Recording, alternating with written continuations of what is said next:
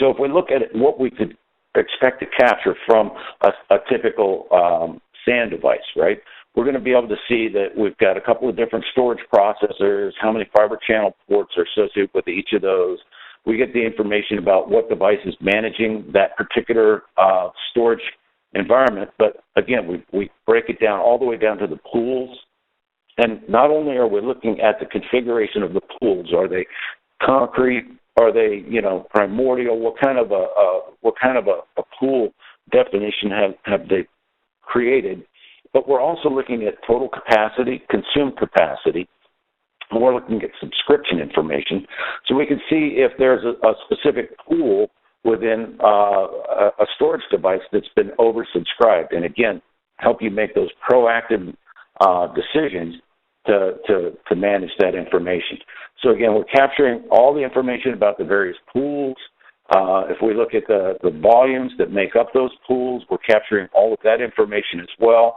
How much, what the current storage is on those particular pools, all the way down to the individual disk drives that are defined within the device itself. We got the serial number, and again, that's very important information for a lot of regulatory agencies or a lot of areas that have to destroy those devices. If something goes wrong with them, they can track all that information. But all of that is captured as part of the storage discovery. And then again, of course, what we want to do is we want to make it as simple out of the box to be able to go out and see, okay, well, who's consuming this particular SAN? And if I drill into this particular SAN, I can drill in, I can see the device that's specifically connected to it.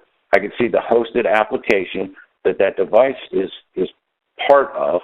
So again, if what I need to do is I want to go in here and I want to look to just get a quick view of how that storage connects up. I've got a out of the box view of this particular SQL cluster communicating with a number of different storage devices, providing interface into and providing support for that intranet service within my organization. So again, the storage was a big enhancement that recently came out, and again, it just gets deeper and deeper. One of the things that we just released a couple of days ago, not a couple of days, a couple of weeks ago, was the ability to actually now go in and capture the SAN information. So Cisco and Brocade and some other types of fiber channel devices that might be leveraged in that closed network still need to be managed. So what we can do is we connect to the management ports of those switches and be able to interrogate them and then make the connection between the storage and the host and provide you the information about those SAN switches. Another thing that we've done for a long time is we've had the ability to recognize load balancers, but actually understanding how those load balancers fit within our environment, what services they supported, what was sitting behind those load balancers, and so on, was often a very difficult thing to figure out, because when you're querying a set of IP addresses and a load balancer responds, you really don't often know what's behind those load balancers. So BMC spent a lot of time and a lot of effort building in specific queries that allowed us to go in and pull back the information about those load balancers in the environment. And again, an example of that would be we go out, we want to take a look at a particular load balancer environment. We can see that, I've got a couple of different here. I've got, some big IP devices out here. I've got some others. And again, what I can do is I can select any of these devices. I can see the configuration of the particular load balancer, what's behind it. But again, part of, again, somebody my age, it always helps to be able to visualize these things. So again, what I have is I've got the ability to look at the switch that's connected to the load balancer, and what particular ports it has defined for IP addressing, and then what sits behind those ports. So here's my ITSM servers, and here's actual, all the way down to the devices themselves and the applications that are running on those particular servers. Again, as an example, that might be a configuration that we can read directly out of that particular box or a particular load balancer device. Another example would be, maybe I've got a NetScaler out here and I've got it load balancing some devices some of which are running,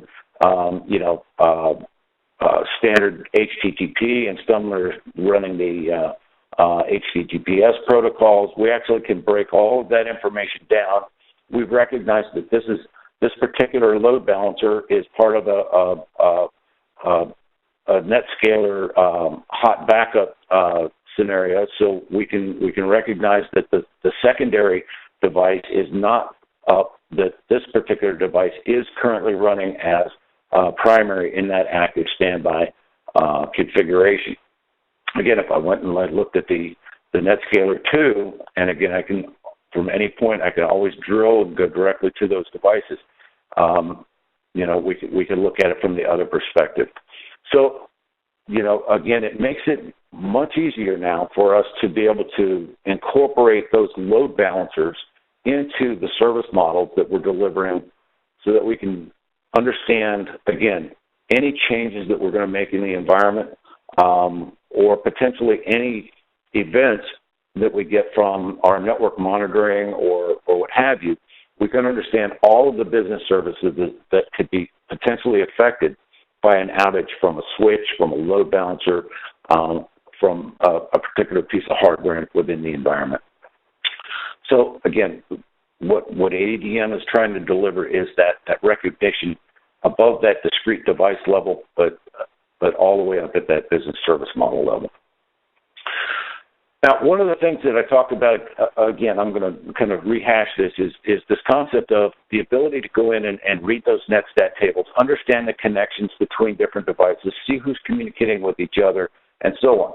Now, one of the examples I gave you earlier on was that particular intranet service, right? So if we look at that intranet that we had running in our environment, and we take a look at the structure of those devices and the primary software that's running that intranet, we can see what those are. But really and truly, that's not everything that intranet interacts with. And maybe sometimes it's important for us to understand, and I went way too far back, but let me go back in here. A lot of times it's important for us to understand the interactions and potential, need to enhance or to expand that particular service model. So again, built into the product is the ability to go in here and look at a software context. And what we call a software context is, I'm focused in on my intranet server, right? And let's quickly bring up our legend over here. So we've got a legend for everything that we're seeing here. But what we didn't see as part of that intranet model that we had over there was we didn't see a SharePoint server out there, right? We didn't see, these other devices that are providing services that are being leveraged through that intranet, because really and truly the primary hardware that's supporting the intranet in a very discrete fashion are the web servers, the SQL servers, and so on. But reaching through that intranet, I may need to at some point make a query from a SharePoint server or something of that nature. So we're providing this model of being able to understand communications, dependencies, and again, you see all the color coding down here for the information that we're capturing about that particular model, knowing and leveraging what we do in those software patterns that come as part of the product. Let me step back over here and talk about yet another late innovation. So just recently, we also started providing the ability to capture information about remote access controllers. So that was one of the difficulties, because typically when we discovered a host, we would recognize that it was a particular operating system, and we would map out that host. But if that host was actually part of a Blade chassis, or maybe it was an HP with one of the management remote access controllers in it for out-of-band management and things of that nature, we really didn't have the recognition patterns to understand that, hey, I just found this particular kind of a piece of hardware. So now what I need to do is go back and run some specific queries through SNMP or whatever functionality that particular piece of hardware leverages for management function, and be able to pull back configuration information. So now we have the ability to find those remote access controllers, and not only find them, but map them to the hosts that they are supporting. So it might be a blade chassis. It might be a physical host in and of itself. And again, what that allows us to do is it allows us to very quickly match up that remote access controller with a particular host that's part of a business service that we're trying to figure out what's going wrong with, right? Also, as part of that was, for a very long time, it was not in our bailiwick to discover blade containers, right? So now we also have the ability to discover those chassis that are supporting the blades, not just see the device as a blade and recognize its model and so on, but we never had the ability to link that back to a specific chassis. Now what we've done is, again, we've enhanced that discovery capability to allow us to capture the blade containment as well as the blades and match those up together and connect the remote access controller that might be supporting that blade container and so on. Again, rounding out that information, bringing all of that information into a single place that can be leveraged for our change management process, our emergency response processes, and so on. And if we kind of take a look at what some of that looks like, I've got some host containers that I've captured. Now, not only do we capture host containers, but we fully recognize LPARs, LDOMs. We're looking at, Solaris zones. We recognize all those things.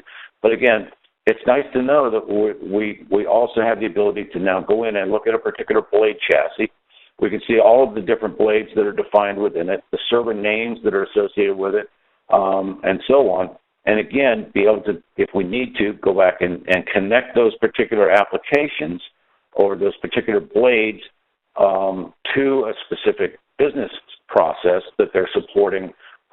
Again, that's driving the overall revenue stream for the business, right? So capturing that information, again, out of the box makes life much easier. Again, I can look at it from a remote from the remote access controller perspective. And again, I get information about the remote access controller. I can see the information about the the container. And again, we can see it's a blade container. And again, from here, I can drill into that blade container. I can see all the different things or the different blades that are defined in here. Again, if I drill into that, I could actually see the host information that was associated with those blades and so on.